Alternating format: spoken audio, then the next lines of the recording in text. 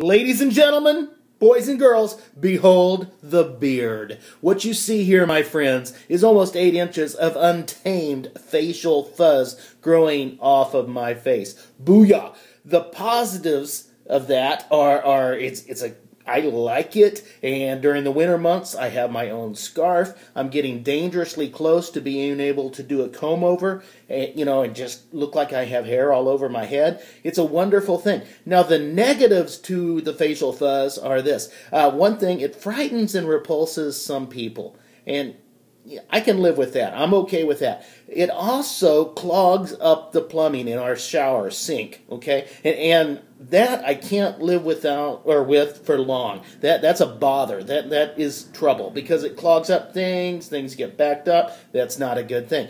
Now, check this out. Feelings, a lot of times, can be like facial hair. Facial hair starts out with this small little whisker, and it grows into something wild and untamed like this. And our feelings grow from little bitty words. And if we let them grow, and if it's a negative word that somebody has spoken over us, it can clog up our potential. A lot of times people will tell us just little words, little things like you're worthless, or you're insignificant, or you're a screw up, or you're not loved, things like that. And they can grow, and they can clog up our potential, and it becomes a huge problem.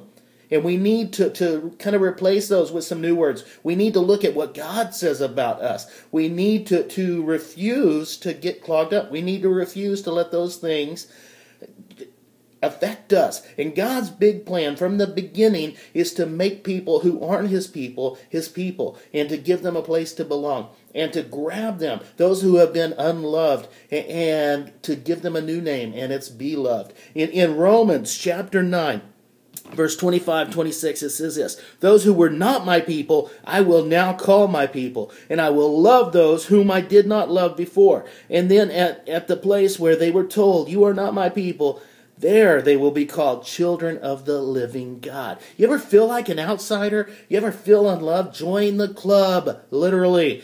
Jesus died to love you. You belong because you are beloved. He has come along and He said, I've given you a place to belong because you are beloved. No matter what other people have spoken to you, don't let those things take root in your heart. Don't let them grow and become untamed. Realize that the Creator of the universe loves you, and because of that, you belong. There's an old song. It's an old Nat King Cole song, and they also used it in Moulin Rouge. And one of the parts of it, one quote from it says this: "The greatest thing you'll ever learn is just to love and be loved in return." And that, my friends, is what God invites us to. Okay? He invites us to love. He invites us to be loved. God calls those who feel unwanted and unloved. And He says, you belong because you are beloved. So be loved today. Realize that you belong because you are beloved. God bless you guys. Giddy up.